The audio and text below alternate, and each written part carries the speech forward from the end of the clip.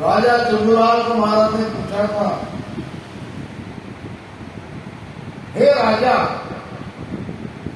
कोई ऐसा जन है, कोई ऐसा संत है जो होनकार ईश्वर के आगे का ज्ञान बताएगा? क्योंकि जो भी ज्ञान था वो सब के सब होनकार के अंदर भी थे। महाराज ने भी ज्ञान का निर्माण किया है, जो कोई ज्ञान त्याग ले ध्यावे, के काल मुख माही राम। जे कोई ज्ञान त्याग ले ध्यावे, के काल मुख माही। वाकी संगत परम मोक्ष दही, वाकी संगत परम हंसो किस विद जाए वो राजा,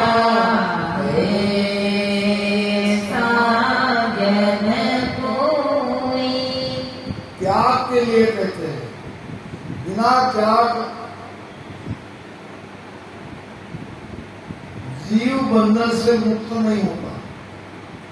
ऐसे मान के त्याग कर देते हैं। त्याग करने से क्या होगा? बाहर का त्याग कोई मायने नहीं रखता, त्याग तो भीतर में चाहिए। बाहर बाहर हम कितना भी त्याग क्यों न करें, इससे कोई होना नहीं। बड़े बड़े त्यागी संसार के अंदर है, महिमा उनकी खूब होती है, मगर ये विडंबना है कि त्यागी को भी अंत में पछताना पड़ता है। क्यों पछताते? जब हाथ कुछ नहीं लाता। ये जीवन तो ऐसे ही बेकार चला गया त्याग में।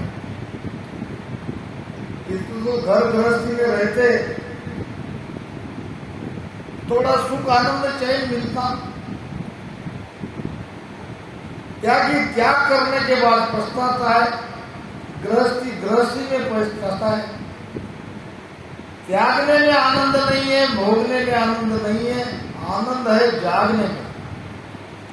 हमारी भक्ति जागरूक कराने वाली भक्ति है। जहां हो, जैसे हो, वहीं जागो, वहीं राम राम भजन करो।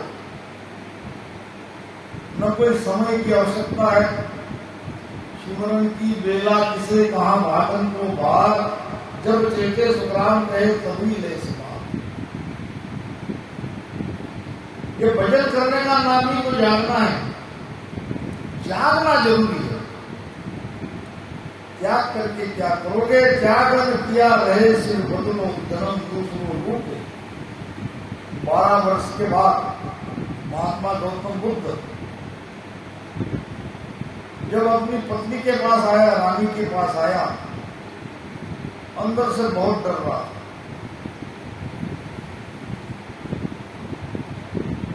क्योंकि बिना कुछ बताए सोती हुई पत्नी को बेटा भी हुआ था। छोड़ के आधी रात में वो जंगल चले गए और 12 वर्ष के बाद आए। पत्नी के सामने बैठे, पत्नी के नजर से नजर नहीं मिला सकते। पत्नी ने पूछा, जो तुम हमारा त्याग करके जंगल में गए, क्या वो तुम्हें घर में नहीं मिल सकता? मुझे कह के देखते, मैं तो आपकी सेवा में रहती और हमारे सामने आप हमें दिखते भी रहते, तुम्हारी भक्ति भी हो जाती। जो जो चीज आपने 12 साल जंगल में जाके घर गृहस्थी का त्याग करके प्राप्त करी वो यहाँ भी मिल सकती थी। इरादा पक्का चाहिए।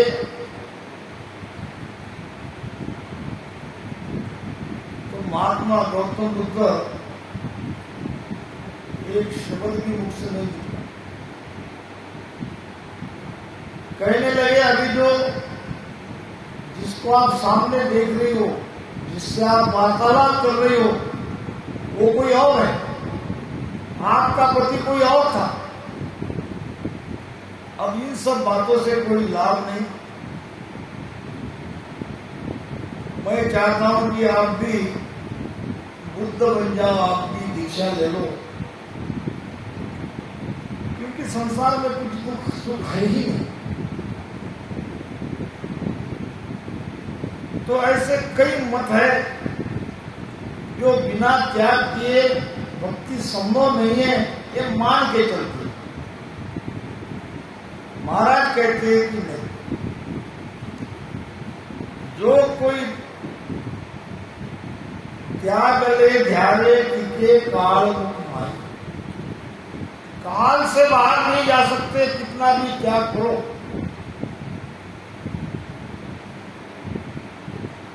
कई प्रमाण वाणी में आते हैं।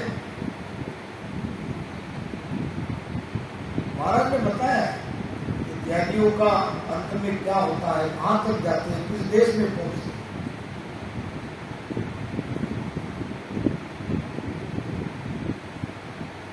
फिर राजा को महाराज ने कहा है, जे कोई ज्ञान बतावे करता के काल मुख माई। राम जे कोई ज्ञान बतावे करता के काल मुख माई। वाकी संगत परम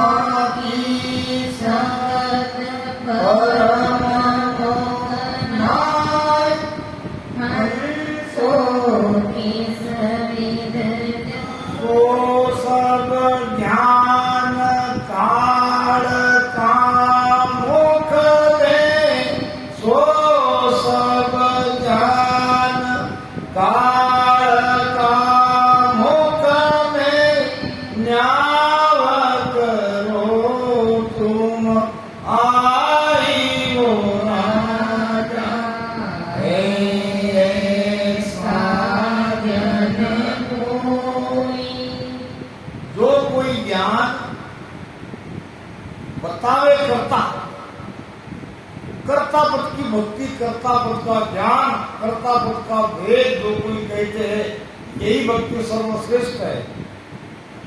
इसके ऊपर कोई भक्ति नहीं है। तो महाराज ने निर्णय किया,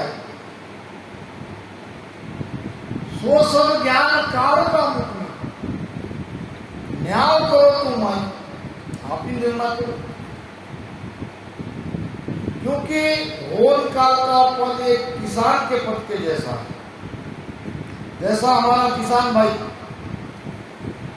अपनी खेती को तैयार करता है, साफ सुथरा करके उसमें बीज बोता है, बीज अंकुरित होता है समय पे, और धीरे धीरे वो पौधा बड़ा होता है, और हर समय वो पौधे की वो चिंता करता है किसान।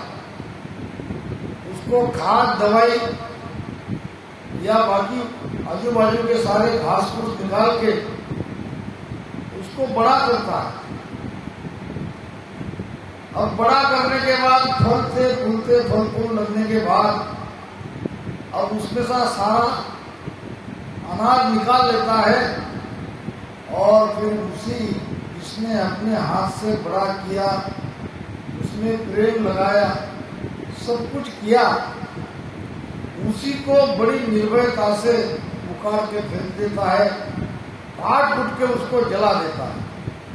यही है पार ब्रह्म, यही है कर्तापन। सबको बनाने वाला भी वही है और मिटाने वाला भी वही है। तारे राम जन्म दे करता, सारने वाला भी वही, मारने वाला भी वही, जन्म देने वाला भी वही। तो इस कर्ता पद की भक्ति करने के बाद भी हमें वो परम आनंद की प्राप्ति नहीं होती, क्योंकि वहां से आने की रीत है। पार ब्रह्म की भक्ति जग में सोतत निर्भय गावे। वो कहते हैं कि ये पद निर्भय पद है, मगर निर्भय पद नहीं है, वो तो स्वयं काल है। वही तो ओन काल है। ओन काल लग जाए समावे, और फिर पाचा हंस आवे। एक एक भक्ति का महाराज देखना करो, सबका अपना अपना कौन सी भक्ति कहां तक ले जाने वाली है ये कह रहे। सत स्वरूप की भगति जग में, सत स्वरूप की भगति जग में, राग जोग सुन होई, उलट नाम चढ़े जड़ ऊपर, उलट नाम चढ़े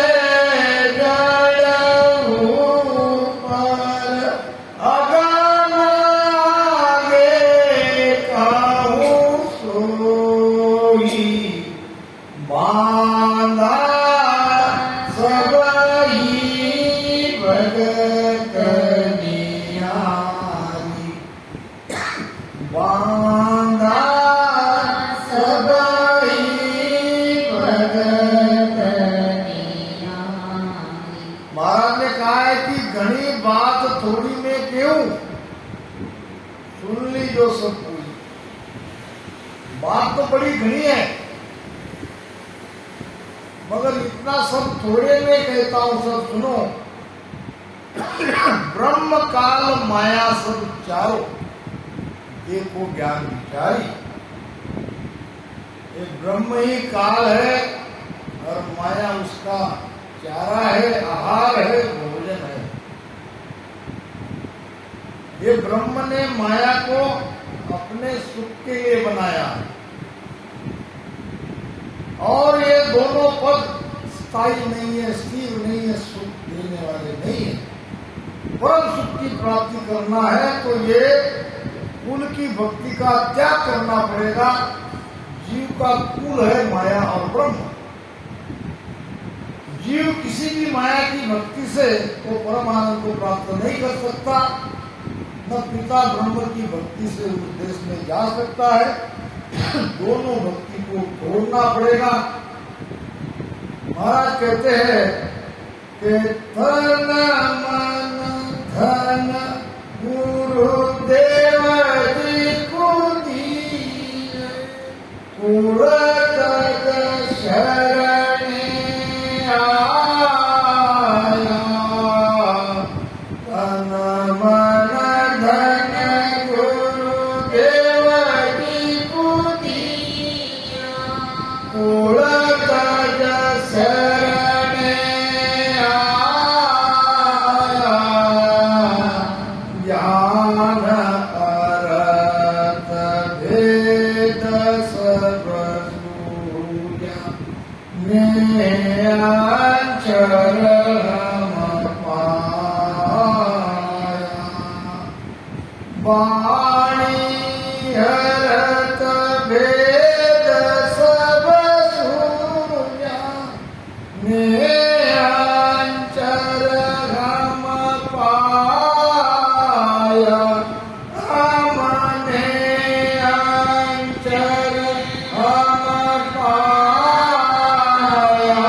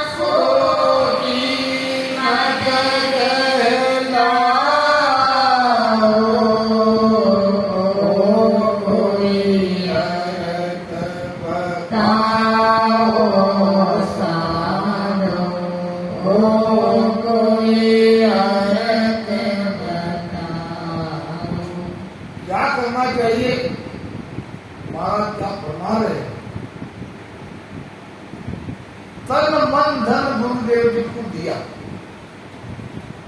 किस गुरु को दिया आपने तन मन धन? महाराज कहते हैं निराकार की सेवा कर आकारी गुरु भाव। सेवा किसकी करनी है? निराकार की करनी है। वो निराकार है कहाँ? रद के बीच में बसे सिखावण सो सतगुरु सुख राम के निरखो मनी। तुम्हारा सबका सदगुरु तुम्हारे अंदर है, तुम्हारे पास। तन मन धन गुरुदेव जी को दिया। इसी शरीर में तन मन धन यानी पूरी तरह से समर्पित होके जिज्ञा से राम राम रटन करते करते श्वासा में देखते रहते हैं। कल बाप ने बताया, वेद की बात बताई कि सांस सांस कहे हरिनाम फिरे रसना मुख में दिन राती धीर ध्यान अडोल डोले आसन माल पाँव उठाती नाल समीसर राकत नाही मोड़त अंग बदत बाती मन को थोप पवन सु मेला सूरत समय नृत कर साथी। मन को थोपने का दूसरा कोई उपाय नहीं है। मन से नाभि में सांस उच्छ्वास में देखते हो, उसी में ध्यान लगाओ, उसी में सुरती लगाओ। यही एकमात्र उपाय है। ये माता पिता को त्यागने वाली भक्ति है। माता नाम माया, पिता नाम ब्रह्म। तन मन धन गुरुदेव जी को दिया। इस तरह से मन को श्वासा में लगाओ और राम राम रटन करो, प्रेम से करते रहो। तब हम हमारी कुल की भक्ति छोड़ें, नहीं तो बाकी सारी कुल की ही भक्ति हो रही है। यही एकमात्र उपाय है काल से बचने का। सत्य स्वरूप की भक्ति जग में राज योग शुरू हुई। ये राजयोग की भक्ति, सत्स्वरूप आनंद पद की भक्ति राजयोग की भक्ति है। राजयोग की भक्ति में क्या होता है कि उलटर नाव सड़े गढ़ ऊपर। ये निहंचर बंकनाल को खोल के ऊपर चढ़ता है। ऊपर जाके 10वां द्वार खोल के इस हंस को उस देश में ले जाता है जहां से वापस आना नहीं पड़ता। दूसरी बात, वहां परम आनंद है। आनंद मांगने के लिए जाना नहीं पड़ता। आनंद ही आनंद है। जो चाहो सो ले सब कोई तन मन सुपर भाया। बस यही उपाय है जो हम कर रहे हैं। भजन ही एकमात्र उपाय है।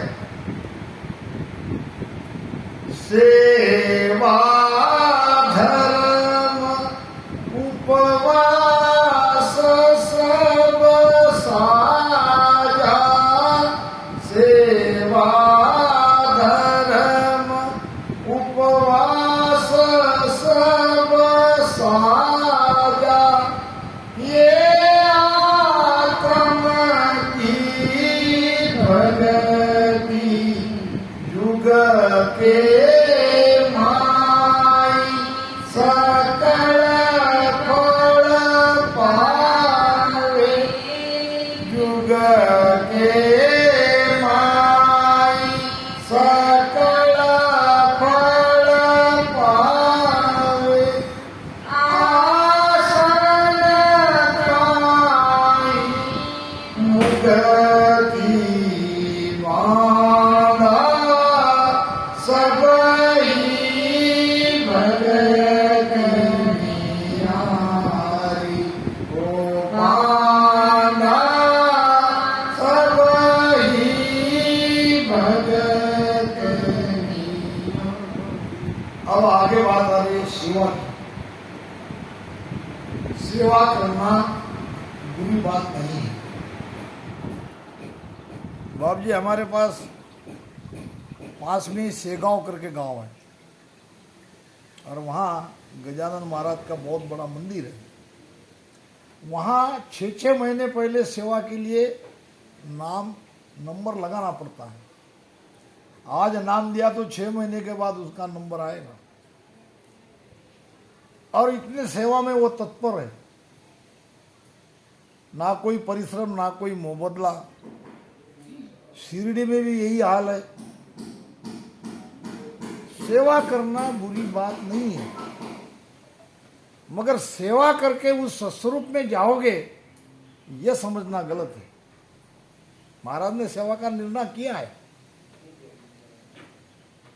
सेवा करने के साथ साथ सेवक सोई सेवा कर है, समयो अवसर आवे बे, तन मन धन लग वे नहीं चूके, से सेवक सच भाई भी।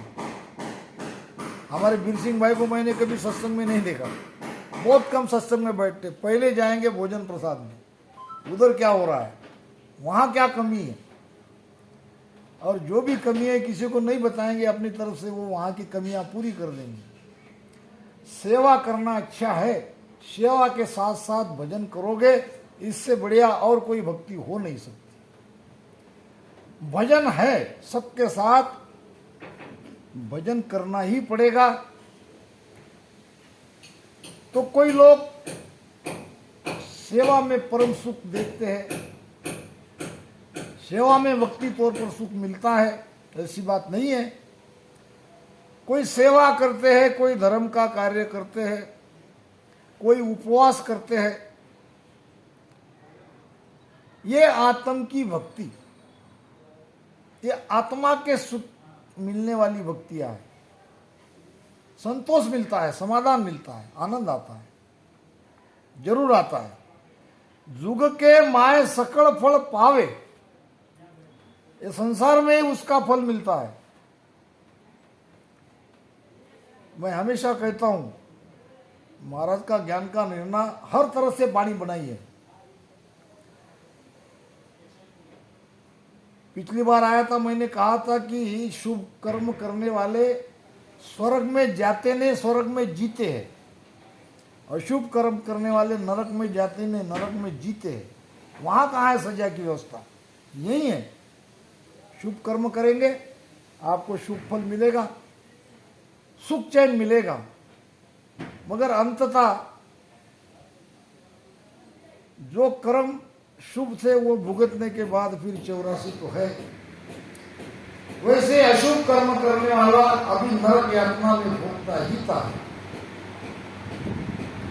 ऐसे दो तरह के लोग हमें दुनिया में देखने को मिले।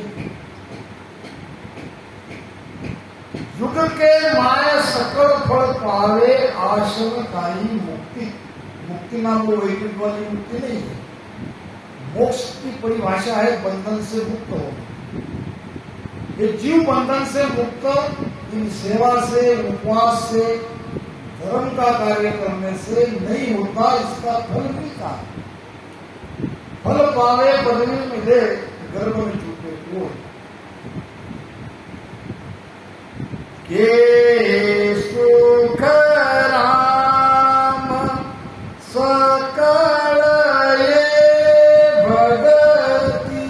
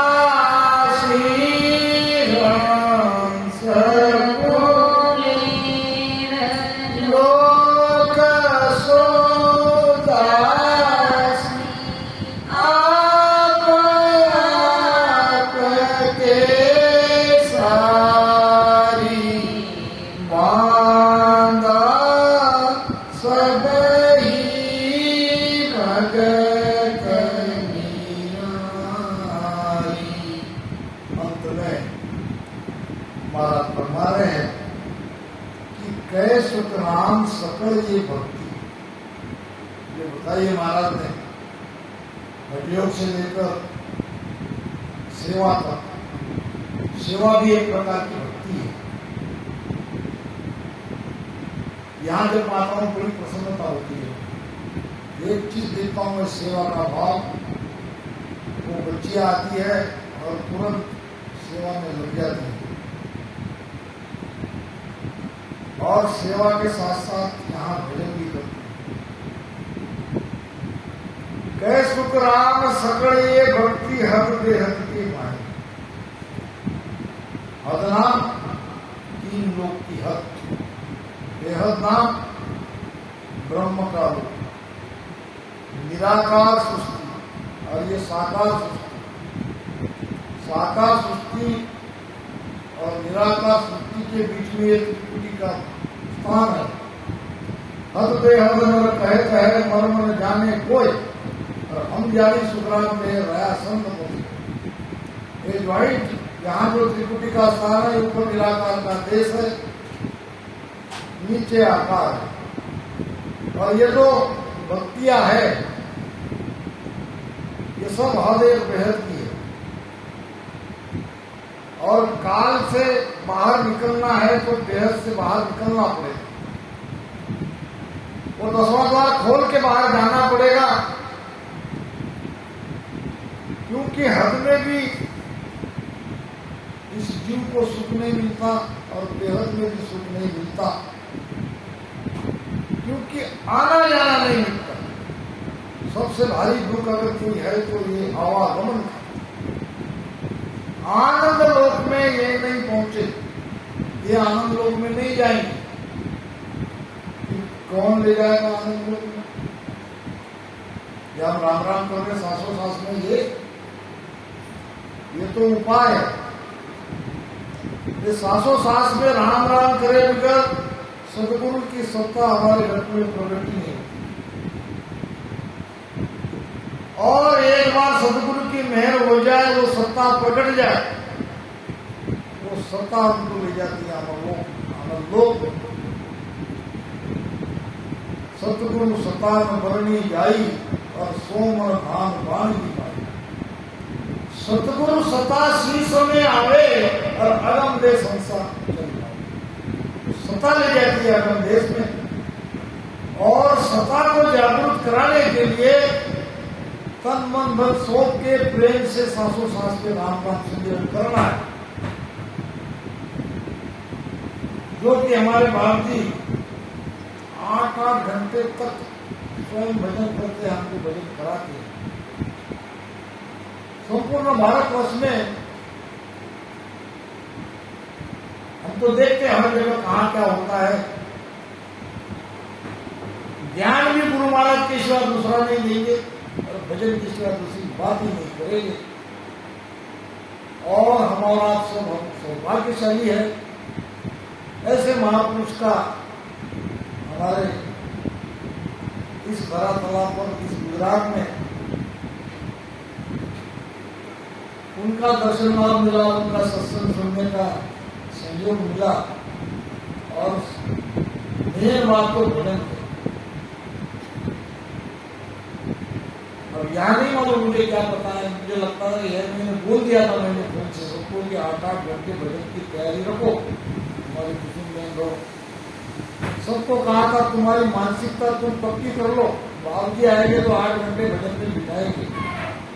चलो जो भी हो, 3 घंटे का सुमिरन कोई मामूली सुमिरन नहीं है। तो इस प्रकार से सब भक्ति का पराक्रम अलग अलग है। और जो कोई इस सदगुरु की सत्ता को अपने घर में जगाएगा, तो निश्चित सत्स्वरूप आनंद पद के देश में जाएगा। जात जात आनंद पद दासी, आगे पीछे सोई, और मिलना देर और देहना वो हमसे डरे न कोई।